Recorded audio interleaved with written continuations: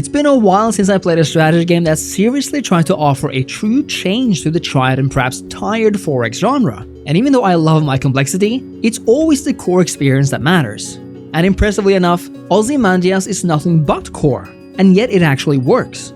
This is something as rare as a bite-sized Bronze Age focused title, and it doesn't just focus on the Fertile Crescent either, but on the entirety of the Bronze Age, which additionally just received a massive free update, and I'll tell you how this whole thing works right now. Ozymandias' aim is to shake up the decadent 4X genre but keep the magic, that foundational sense of expand, exploit, explore, and exterminate. And I really can't stress this enough. Despite its simple look, or rather, because of it, Ozymandias manages to do something very few other original 4X games do. Namely create a game that feels fresh, but easy to learn and yet hard to master. That feels oddly deep and yet refrains from becoming bloated. And looks beautiful and immersive despite featuring exactly one hand-drawn map per campaign. It's very unique in this sense, but let's dive deeper into what's actually going on here. And by the way, while I have you here, only 9% of people watching this video are subscribed to the channel. If you enjoy my content guys, it would mean so much to me if you made a simple click and sub to the channel. It really goes a long way in helping my content reach further, and hopefully help you in knowing when this new content will be enjoyed. I'd really appreciate it. Ozymandias is a Bronze Age game through and through.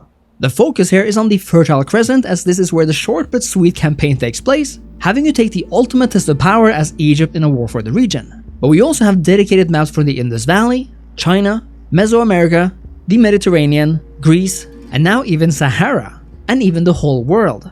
So there's a lot of different civilizations to take the reins of. But let's look at the Fertile Crescent for now, as this is perhaps my favorite map.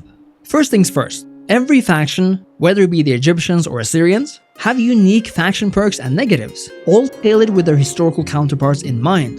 The Egyptians do for example get bonus to city building in that they don't have to pay extra money for more of them, and the Assyrians get an easier time recruiting and handling armies. This goes for every faction of course, not just the ones in the Fertile Crescent.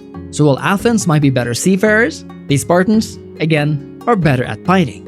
At the end of the day though, these simple yet decisive faction perks are up to you to make use of, while the fundamentals are to be found in the all-encompassing resources, divided into 3 types. We have research, money, and food, all of which primarily come from your territory and works in symbiosis with them. What I mean by this is that resources are spent to expand your empire, while expanding in turn lends you more resources if you play your cards right. Tiles on this map are divided into 9 types, namely islands, rivers, grassland, ocean, deserts, plains, forests, mountains, and cities. Food is spent to claim these lands, the number varying depending on the harshness of the environment, and importantly, on your technological achievements. You see, tech upgrades work to either give you more resources for the chosen tile type, or to make unlocking such tiles less expensive, meaning expansion is easier. When Ozymandias suggests that it stripped the 4X genre down to its core, it's really not joking, but it's also retained some of the best aspects of what those games have to offer. This research system, even though it's fairly straightforward, is actually more strategically important than you think. Ozymandias is a turn-based game, and so you can unlock tiles during your turn, but they won't actually unlock until the next turn. In this way, thinking ahead becomes vital, as you might wish to spend points making unlocking desert tiles cheaper later, but spending food on unlocking cheaper river or plains tiles right now. Egypt has a ton of desert tiles, but desert costs a lot of food to unlock.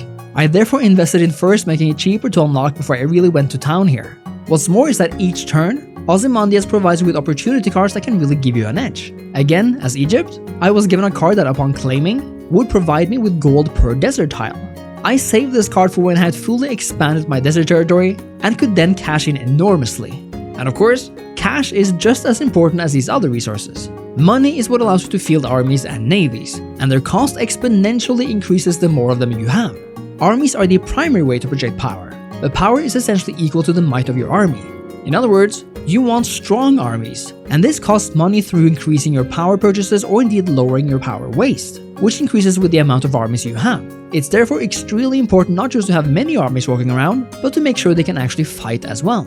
Essentially, every region you conquer has an inherent power level to them, and these can be increased with research investments. But planting down cities or indeed using armies to project power is the primary way of defense and expansion. The same goes for navies at sea, another area type you have to be aware of.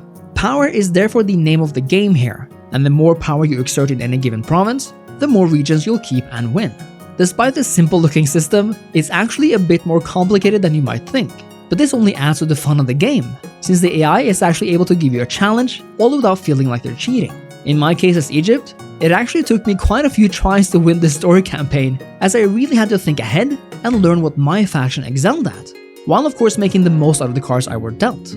But once the ball really began rolling, I managed to win quite handsomely, even to the point where there were several ways to victory. And that's another thing, the many paths to success, as this game allows you to focus on landmass, military power, research, and so on and so forth. You need to complete several of these first to actually win though, so it's important to keep a focus in mind if you're aiming for victory. I think what really sets Ozymandias apart though, seeing that all of these other aspects are more or less staples of the genre, is its focus on campaigns that can be finished in under an hour. Because of Ozymandias' tight mechanics and the neatly limited map space, these campaigns are really easy to just jump in and play and just have fun with, rather than beginning a grand old campaign somewhere else you know you'll never finish. I know I'm really guilty of that.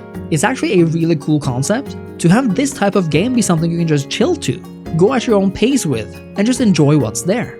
I also really enjoy that the time period is that of the Bronze Age, since we very rarely get games dedicated to this time period. And what's more, almost never do we get this big of a scope. I, for example, don't know the last time we saw a game that features the Bronze Age in India, China, and Mesoamerica. And even though the world map campaign is of the smaller scale kind, it's at least cool that we have the option to duke it out there as well.